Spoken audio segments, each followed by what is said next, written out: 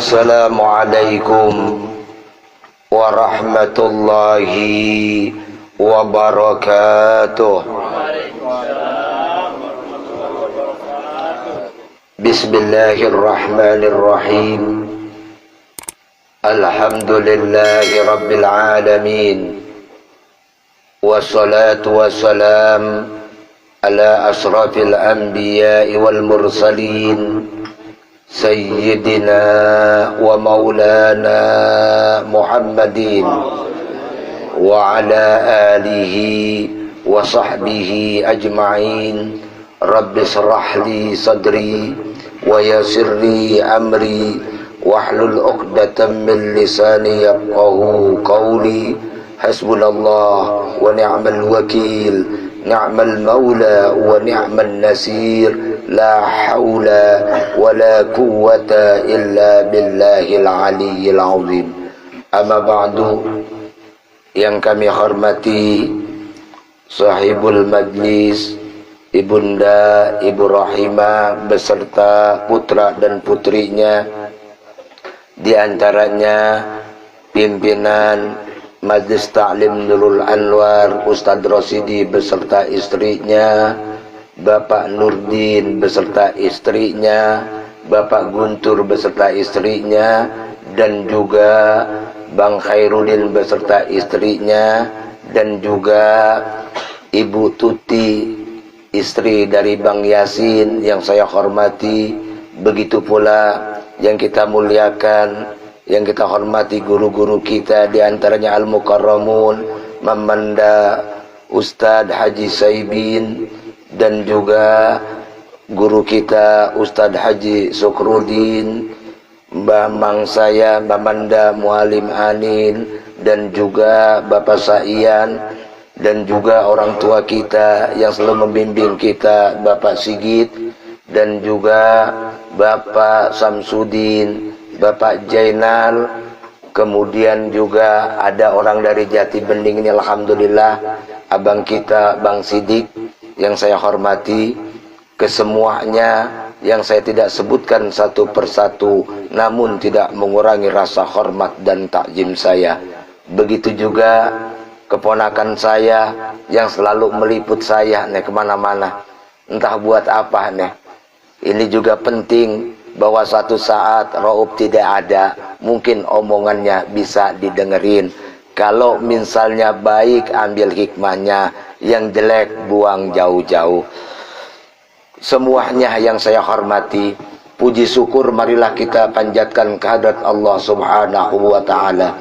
Salam dan salawat semoga tercurah melimpah selalu kepada baginda kita Nabi besar Muhammad sallallahu alaihi wasallam.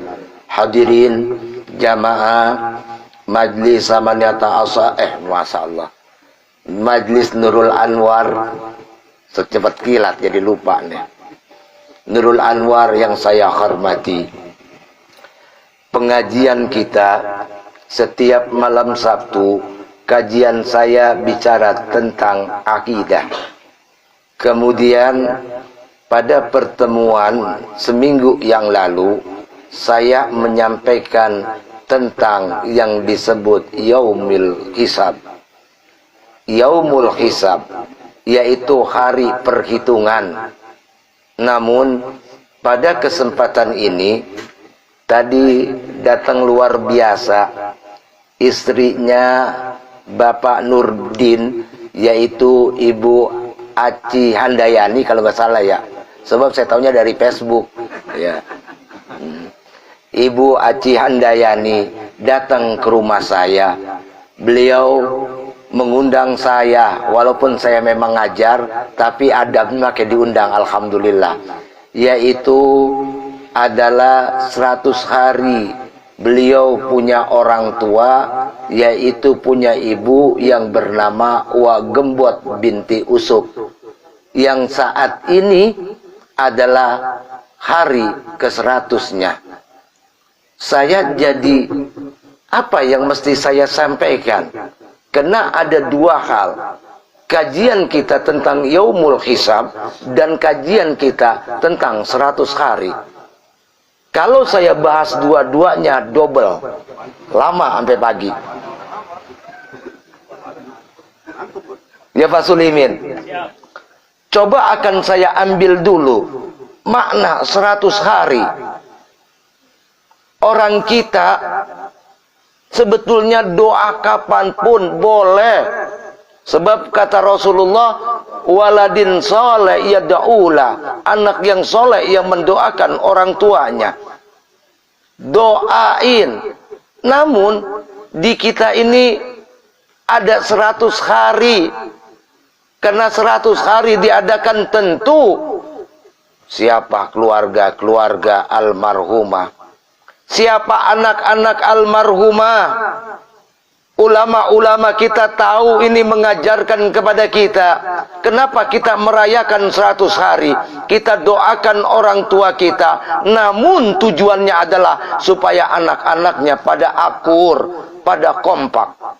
Kalau nggak ada 100 hari, mungkin masa bodoh. Kan begitu ya? Ada 100 hari karena dia ngundang orang. Bukan berarti orang diundang supaya kita lapar makan, enggak. Karena mengundang orang, tentu kita menghargai minimal ada minum, kan gitu ya. Kalau lebih bagus lagi, ada kue. Kemudian kue ini, minuman ini, rame-rame anaknya pada guyub, kemudian berkata, makanan ini kita sodakohkan, pahalanya buat orang tua kita. Keren gak orang ulama dulu tuh? Kalau nggak ada 100 hari, lah kagak kumpul-kumpul, bukan apa-apa saudara. Rata-rata ketika kehilangan figur orang tua, sebetulnya kita ini sadar apa enggak sih? Saya bingung nih. Saya terus terang aja, kita ini sadar apa enggak sih? Kajian Ma'rifat ini kita sadar apa enggak sih? Rata-rata kita enggak pernah sadar, saudara.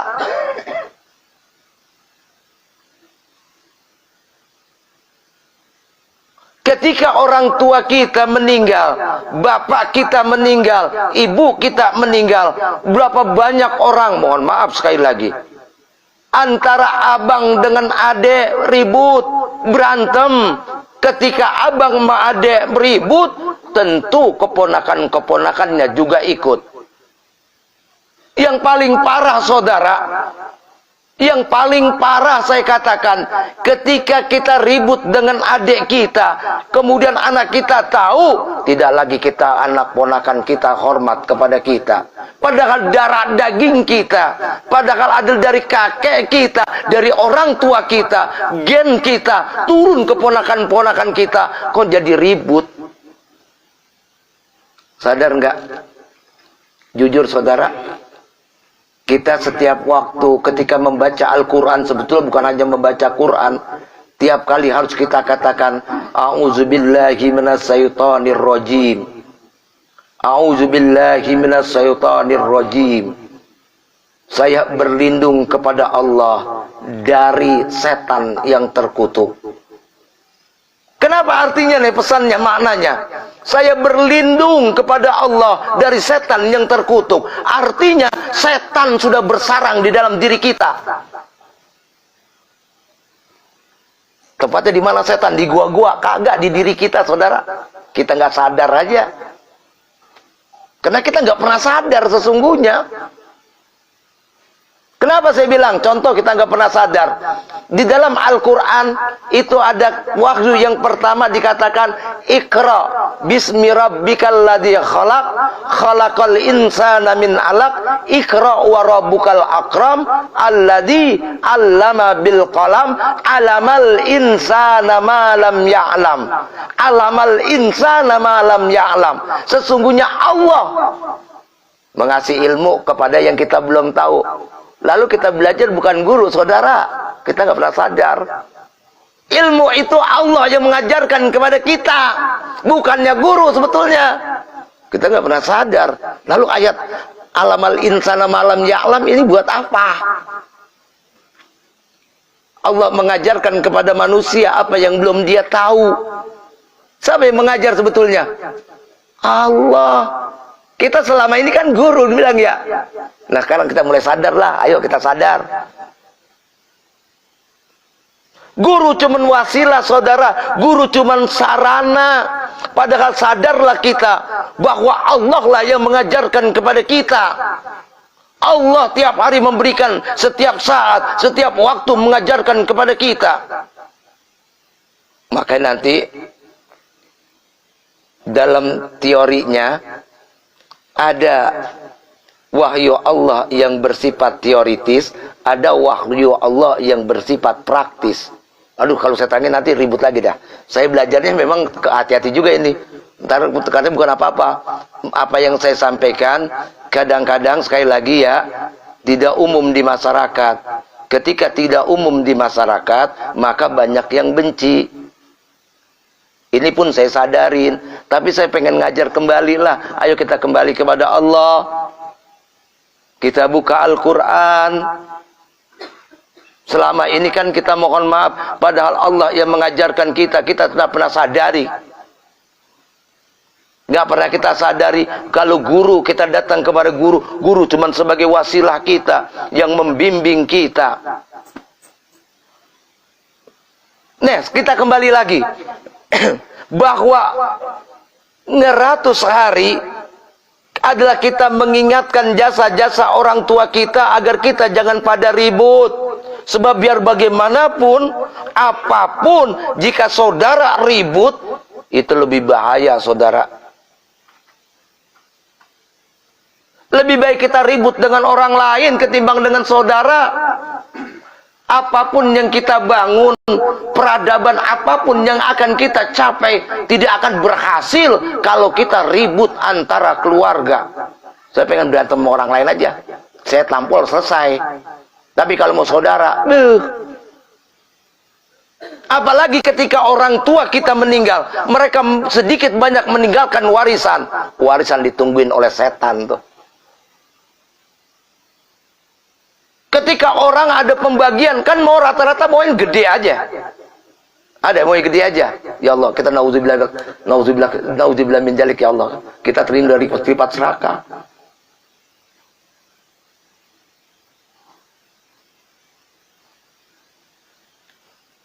Ketika ada pembagian, padahal saudara itu, kalau misalnya kita ingat kembali lagi ya, semua ini semua kena, semua kita kena, bukan hanya keluarga Pak Nurdi dengan istrinya, kita semua ini kena. Ketika orang tua kita nggak ada, inilah yang terjadi rata-rata saudara. Ini udah rata umum. Sehingga apa? Berapa banyak ponakan yang gak hormat lagi sama mamangnya. Begitu pula berapa banyak cucu yang gak menghargai bapak gedenya. Bahkan ketika ketemu dengan bapak gedenya, boro-boro salaman, dia malah merengos. Tahu merengos? Buang muka. Saya pakai bahasa Betawi aja, merengos, buang muka. Buang mukanya rada asem, gesturnya ketahuan. Mamangnya, bapak gedenya berkata, tuh bocah lagu apa ya lu, bocah baru kemarin ikut-ikutan, gue pengen kepret aja lu. Kadang-kadang kita begitu, kita timpalin dah, setan sama setan. Ujung-ujungnya jauh mental. Saya kadang-kadang kalau ada tamu, kemarin mungkin Bang Jena lihat kali ya, ada tamu ibu-ibu dengan anaknya. Ibu setan, anak ibu setan, ngapain setan, sekali gitu. Saya kata gitu aja. Tapi kagak marah, malah saya dipulangnya dibagi duit. Luar biasa tuh ya. Sahabat saya dikasih duit, orang saya kata setan, saya dikasih duit. Ya Allah, Masya Allah, itulah. Iya, Masya Allah. Bukan kecil, gede juga lumayan. Nah kalau beli rokok mah buat seminggu cukup. Ya Allah. Nah, kita kembali lagi. Ketika orang tua kita meninggal, saya ulang lagi nih, kadang-kadang ada persoalan-persoalan ribut di antara kita. Ketika kita serakah, ketika ribut, ada yang bilang kebagian kecilan, yang ini serakah gedean. Kan agama sudah mengatur dalam hukum ilmu faraid. Hukum adat kita mengatur. Mari kita gunakan ilmu faraid kita. Sebab mohon maaf, lebih baik sedikit berkah ketimbang banyak kagak berkah. Betul nggak? Ada yang pengen gede aja, adeknya dicuekin, gua yang tuaan, gua yang ngatur begini-begini, lu harusnya segini. Akhirnya apa? Serakah. Ketika serakah, dia bandanya dia jual. Ada aja persoalan, saudara. Mau kagak mau kejual dah. Ujung-ujungnya apa? Dia ngontrak, anaknya kontrak. Banyak gak kejadian? Hati-hati. Orang tua yang kita lawan, kita durhaka kepada orang tua, bukan hanya di dunia kita celaka, di akhirat pun celaka. Kontan dibayar, saudara.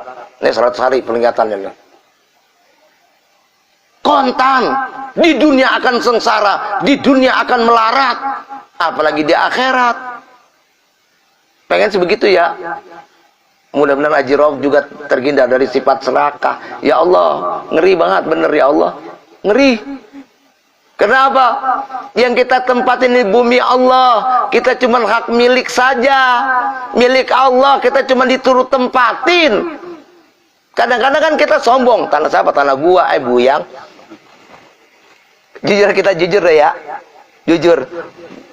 Ya Allah, mentang-mentang kita dari materi, dari tanah kita akuin, sebetulnya bukan tanah kita mah cuman hak anu apa ya, kalau milikin juga kagak, hak nikmatin, betul. Kalau hak milik kita nggak bisa, hak nikmatin yang diberikan oleh Allah Subhanahu wa ta'ala. Ketika jangan berpikiran begini, saudara. Ayo sekarang konsep kita rubah, otak kita rubah konsep kita, atau dengan kata lain yaitu persepsi kita. Ayo kita rubah. Jangan dikira orang yang miskin itu nggak bahagia.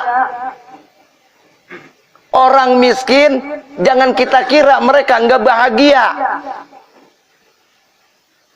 Tapi berapa banyak orang kaya, mohon maaf, yang hidupnya gelisah. Ayo kita rubah konsep kita. Nggak usah takut kita miskin ataupun nanti kaya. Waduh, luar biasa Pak. Ayo dah kita, sekarang bagaimana pemikiran kita? Jangan ngeluh mulu. Yang enak kan sebetulnya, yang nikmat itu orang susah, orang melarat, orang miskin ketimbang orang kaya. Apa buktinya? Mohon maaf nih ya. Jelas di mata kita. Tuh orang miskin kalau makan sama tempe anget atau kerupuk ditaruh di atas nasi, digarotin, lapar bener tuh, grauk kenyang banget tuh. Nasi di bawahnya kerupuk digarotin tuh, dia makan enak banget. Bahkan kalau orang susah, ketika nggak ada makan apa-apa, nasi dikepel-kepelin, ditampurin garam, dia makan nikmat. Bener nggak? Itulah orang yang bahagia, saudara. Orang kaya, kita lihat mejanya gede, meja makannya luas, bangkunya di dalam meja itu ada buah apel, ada buah jeruk, ada minuman jeruk, ada minuman ini. Ya, nggak enak dia makan, rasa-rasanya nggak enak. Makan cemal-cemil, dia ngelamun lagi. Ya, dia mikir lagi. Lah makanan enak kagak nikmatin. Orang susah makan nasi sama kerupuk. Waduh, enak bener dah. Kenyang dah. Nah, itu dia. Dia gerong rokok dah, siul dah. Ya, nyingsot kemarin. Ya, ayo sekarang konsep kita. Ngapain sih sebetulnya? Kita ketika keluarga kita nanti ada yang meninggal orang tua kita, ayo kita nurut aja dah, ngapain sih ribut? Kadang-kadang mohon maaf, kita tidak berdiri sendiri. Seorang laki punya istri, seorang istri punya laki. Ini saling nyetir nih, takutnya nih. Ketika orang tua kita meninggal, ada warisannya. Kata lakinya, udahlah Neng, kita mah rumah kita segini juga, yang penting kita nyaman, kita bisa tidur belonjor, nggak ngontrak. Apa kata bininya? Abang tolol, abang yang paling tua, rumahnya kecilan, dikata gitu dah, kaca dah, dipanasin di sana sama bininya dah. Tadinya sih pulang sama emaknya enak, ya mak, iya nya, Saya mah cukup, ini juga alhamdulillah nya udah kasih. Diterima bener-bener. Pas sampai di rumah berubah. Nah lu. Banyak itu, banyak saudara. Banyak, kita akuin. Emang saya ngomongin nyata aja kok. Saya juga manusia. Saya tahu. Sebab kita min turab, sama dari tanah. Sifat saya sama dengan sifat Bapak. Sama-sama. Cuman nggak begitu mirip. Gitu ya, sama tapi nggak mirip. Nah kemudian istrinya mempengaruhi, datang lagi Maya, Mak, saya kagak terima kalau bagian begitu Mama. Lalu bagaimana? Emaknya mikir dah puyeng. Ini bagaimana baginya lagi? Kena puyeng, emaknya sakit dah, nggak lama-lama darah tinggi stroke, jatuh, mati. Ya Allah, bagaimana nanti kita ini? So biar bagaimanapun nanti saudara, ini 100 hari ingatan buat kita. Ketika nanti orang tua kita nggak ada, saudara-saudara kita banyak, akan kelihatan siapa di antara mereka yang kehidupannya berkah. Bukan diukur, kadang ayo persepsi kita, pikiran kita, konsep kita rubah. Jangan kira ketika bagian kita lebih kecil, saya jujur saya memukul diri saya saudara. Saya bagaimana tahu ya? Ya udah saya memikir diri saya. Apa saya serakah atau bagaimana? Allahu Akbar. Terhindar dari itulah semua. Saya takut betul saudara. Mungkin saya adem aja begini. Mungkin nggak ponakan saya geremet. Nggak bisa jadi saudara. Kita nggak tahu. Kita nggak tahu saudara. Nanti akan ketahuan siapa yang berkah atau tidak. Ini pun sering ulama-ulama kita, guru-guru kita sering sampaikan. Ketika Nabi Allah Musa alaihi salam berdoa untuk membinasakan, minta kepada Allah membinasakan Fir'aun, kemudian dijawab doa Nabi Allah Musa dengan adiknya Nabi Allah Harun alaihi salam, amin. Sehingga doa Nabi Allah Musa, doa Nabi adalah doa yang makbul, doa yang diterima oleh Allah Subhanahu wa ta'ala. Yang jadi pertanyaan selama 40 tahun, doa ini kagak mempan rasa-rasanya. Sehingga Nabi Allah Musa menghadap Allah, wa kalamallahu Musa taklima. Kenapa doa saya yang dikabulkan? Malah sebaliknya, kekuasaan Fir'aun makin kuat, bala tentaranya makin hebat, duitnya, kekayaannya makin banyak. Kenapa enggak hancur ya Allah? Apa kata Allah? Tahu enggak bahwa Fir'aun masih punya seorang ibu yang kalau mandi kakinya dicuci oleh Fir'aun, ditungguin oleh Fir'aun, luar biasa tuh. Betul, ketika ibunya meninggal, barulah di situ Nabi Allah Musa alaihissalam dengan izin Allah, dengan tongkatnya, kemudian ditenggelamkan Fir'aun di Laut Merah. Kenapa? Gara-gara nggak ada ibunya. Semasih ada ibunya, doa-doa mental. Makanya beruntung kita punya ibu.